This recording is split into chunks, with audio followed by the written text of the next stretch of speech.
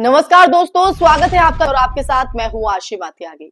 दोस्तों, कल्पना कीजिए एक बुजुर्ग माँ हाथ में वॉकर सांसों के सहारे चलती हुई दरवाजे पर खड़ी पुलिस और आरोप ये कि उन्होंने अपने बेटों की जानकारी गलत दी।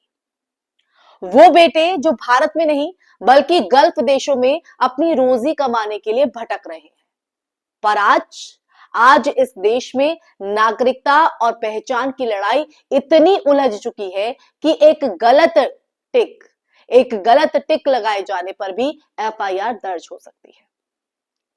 उत्तर प्रदेश में एसआईआर सर्वे यानी कि सिस्टमैटिक इलेक्टोरल रजिस्ट्रेशन के दौरान एक बुजुर्ग महिला नूरजहां की वो गलती सुर्खियों में आ गई। बीएलओ की जांच हुई और ये पाया गया कि जिन्हें मां या भारतीय पते पर रहा बताया जा रही थी, वो वास्तव में दुबई और कुवैत में काम कर रहे हैं।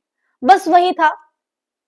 मुकदमा दर्ज और एक चेतावनी पूरे समाज के लिए कि एसआईआर सर्वे सिर्फ औपचारिकता नहीं बल्कि कानून का दायरा इतना सख्त हो चुका है कि आपकी एक जानकारी भी जेल की सलाखों तक आपको ले जा सकती है।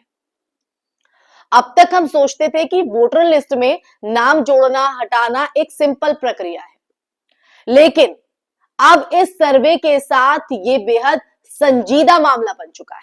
जी हां, संजीदा मामला।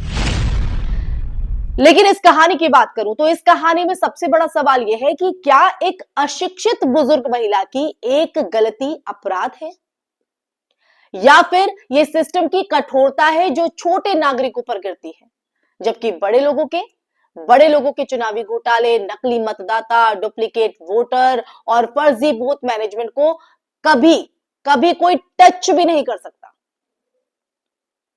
एसआईआर सर्वे शुरू हुआ था पारदर्शिता के नाम पर दोस्तों, लेकिन क्या वास्तव में ये पारदर्शिता जनता से शुरू होकर जनता पर ही खत्म हो रही है? अब आप सोच रहे होंगे मैं सवाल ये क्यों कर रही हूं। ये सवाल इसलिए क्योंकि चुनाव आयोग का ये नया ढांचा कहता है कि हर नागरिक को अपनी रेजिडेंशियल ट्रूथ जो है वो बतानी होगी। लेकिन सवाल ये है कि कितने लोग वास्तव में इस जटिल सिस्टम को समझते हैं। गांवों में लोग बीएलओ को अपना रिश्ता समझकर जानकारी देते हैं। कागजात में क्या लिखा है, किस कॉलम का मतलब क्या है, ये उन्हें नहीं पता है। ना बताने वाला समय देता है इस बात का। बस उनको पता है कि हम इन्हें जानते हैं, ये इंफॉर्मेशन हमें देनी है। अब नूरजहां पर आते हैं। नूरजहां जैसी बुजुर्ग मां के बेटे बाहर है, इस देश के लाखों युवाओं की तरह जिन्हें पेट पालने के लिए विदेश खींच कर ले जाया गया। क्या उनका घर भारत नहीं रहा? क्या उनकी स्थायी पहचान खत्म हो गई? क्या हर एनआरआई फैमिली अब एसआईआर सर्वे में संभावित आरोपी की तरह बैठे? और क्या ऐसे मामलों में चेतावनी, सुधार या ट्रेनिंग प्रक्रिया नहीं हो सकती थी?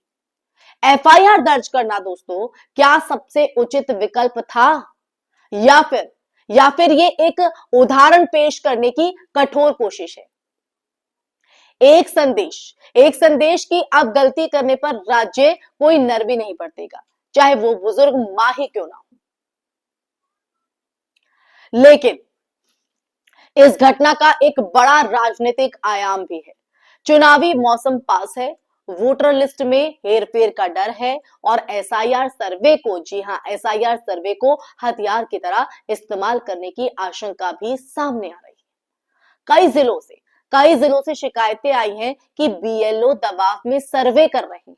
कई जगह लोग शिकायत कर रहे हैं कि उनके परिवार को बिना जानकारी हटाया जा रहा है। ऐसे में नूरजहां वाला मामला ये संकेत देता है, इस बात इशारा करता है कि सरकार की नजर अब हर नागरिक के माइक्रो डेटा पर है।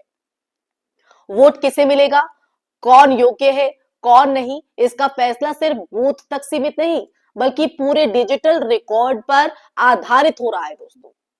अब जरा सोचिए, जिन इलाकों में डिजिटल साक्षरता कम है वहां लोग कैसे समझ पाएंगे कि कौन सी जानकारी देना अपराध बन सकता है? आप ही बताइए, कौन तय करेगा उनके लिए और कौन जागरूक करेगा? अब इस घटना का एक और पहलू है सहानुभूति।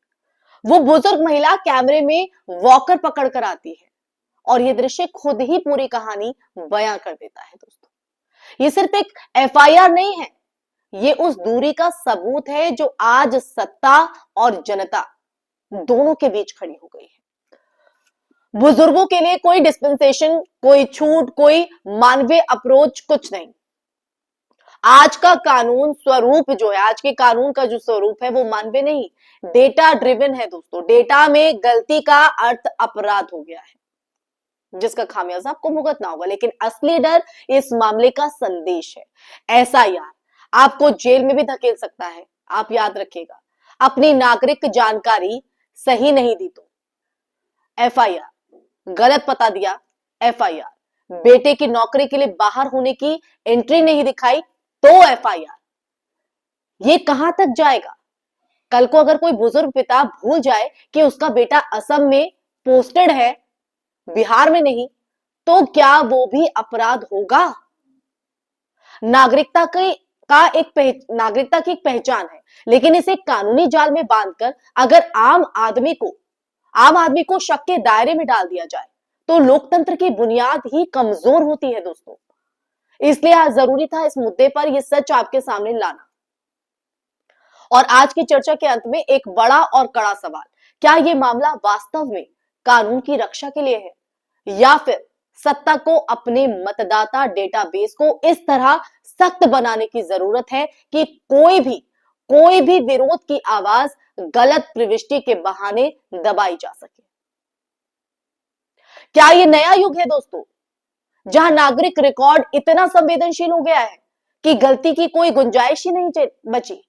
और अगर ऐसा है तो इस देश में सबसे पहले डेटा चोरी, फेक एप्स, एड्रेस फ्रॉड और नेता के फर्जी चुनावी हलफनामों पर कार्रवाई क्यों नहीं होती?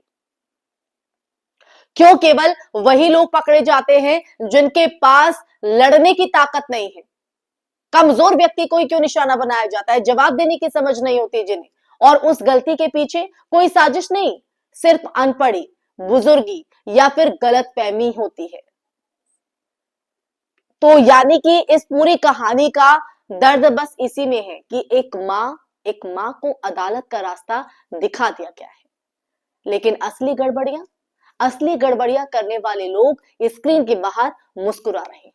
और जब सिस्टम अपनी शक्ति का इस्तेमाल गलत दिशा में करने लगे ना दोस्तों, तो नागरिकों को यह समझ लेना चाहिए, नागरिकों को, जी हां, आपको और हमें समझ लेना चाहिए कि यह सिर्फ शुरुआत है। इसलिए बेहद जरूरी कि ऐसी घटनाओं पर सवाल उठे, बहस हो, और ये नॉर्मलाइज ना हो कि एक गलत कॉलम भरने पर एफआईआर दर्ज हो जाए। क्योंकि अगर ये नॉर्मल हो गया तो कल डरा हुआ नागरिक लोकतंत्र से नहीं, लोकतंत्र नागरिक से डरने लगेगा। इसी के साथ इस चर्चा में फिलहाल के लिए बस इतना ही दोस्तों। ये चर्चा आपको कैसी लगी कमेंट बॉक्स में कमेंट करके जरूर बताइएगा। इस सच्चाई को आप किस तरह से लेते हैं, क्या नजरिया आपका है, तो जरूर साझा कीजिएगा दोस्तों। फिर हाजिर होंगे एक ऐसे ही मुद्दे के साथ, तब तक के लिए अपना ख्याल रखिए। जय हिंद, जय भारत, नमस्कार।